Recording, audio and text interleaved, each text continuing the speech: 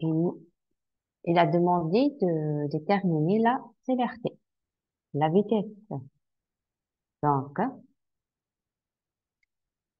petit b, donc, bien sûr, donc on a formule lambda égale à v, grande T, et v est égal à, en fonction des fréquences, sur f. Donc, v est égal à lambda fois f. Lambda, déjà, on l'a déterminé. Donc,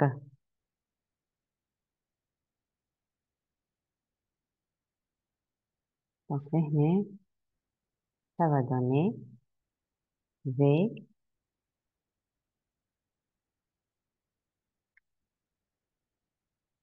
égale 340 mètres secondes moins 1. Donc, bien sûr, là, c'est déjà connu, c'est la célérité ou bien la vitesse de l'onde acoustique dans l'air, hein. Ben, alors, donc après, je crois qu'il n'y a que peut-on conclure en comparant les deux expériences. Alors, donc, les deux expériences donnent une même valeur.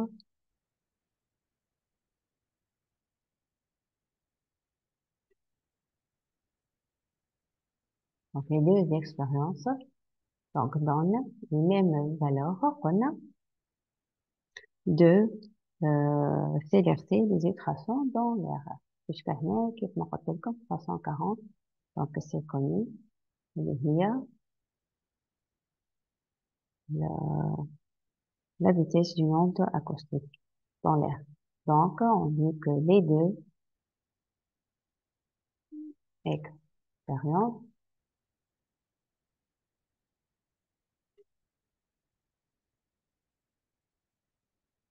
donnent une même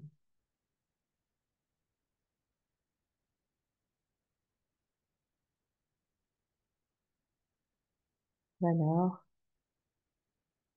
de célérité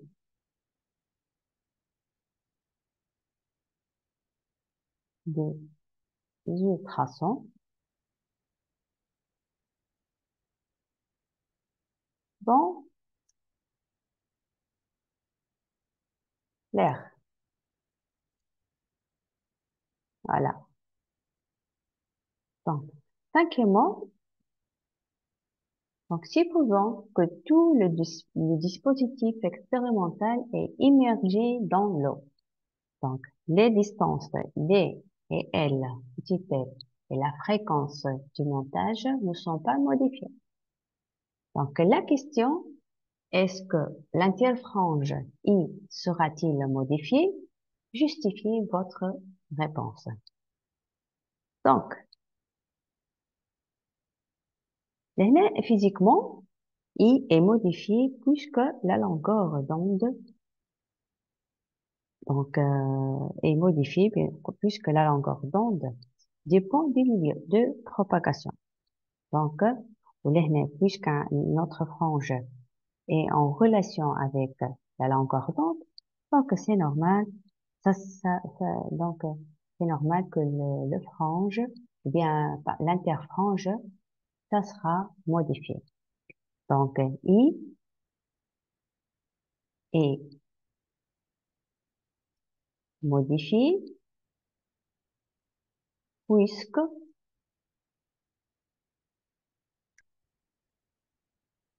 la longueur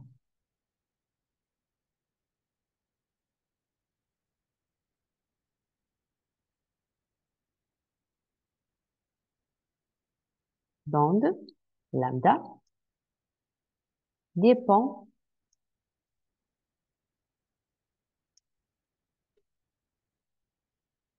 du milieu de propagation.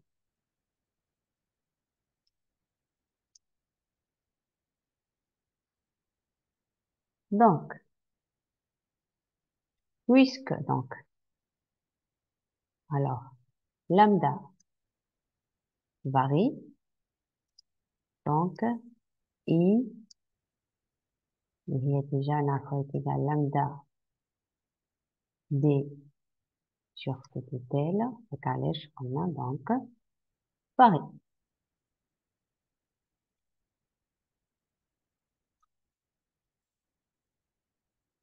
Eh bien, donc, on passe au deuxième exercice.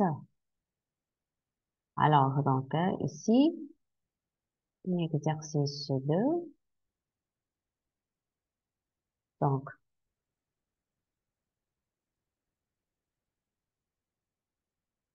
exercice 2.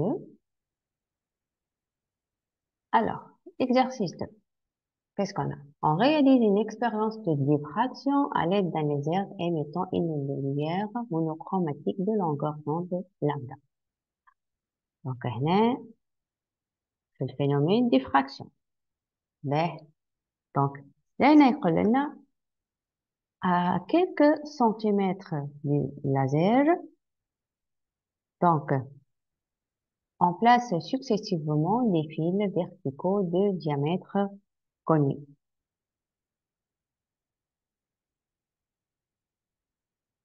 On désigne par A le diamètre d'un fil. La figure de diffraction obtenue est observée sur un écran blanc situé à une distance de grand D. Pour chacun des fils, on mesure la largeur grand L, donc de la tâche centrale. À partir de ces mesures et des données, il est possible de calculer l'écart angulaire θ du faisceau diffracté.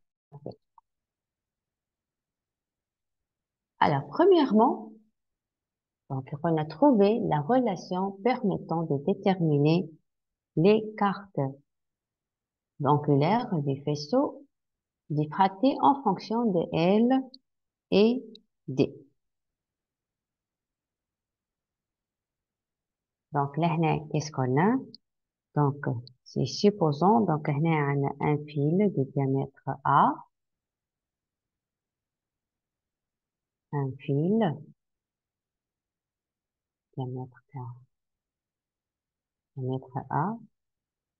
Ben, alors, ce fil-là, là, ça m'a une ressource, on va éclairer ce fil-là par une source lumineuse. Donc, qu'est-ce qui va se passer?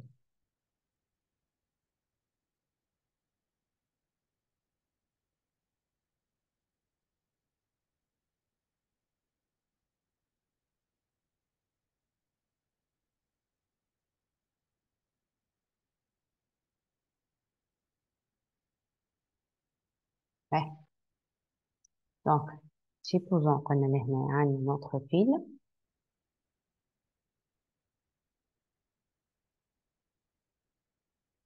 Voilà. Ben, alors, avec, maintenant, un écran. Voilà, par exemple, là, ici, notre écran. On le colle en noir. Voilà.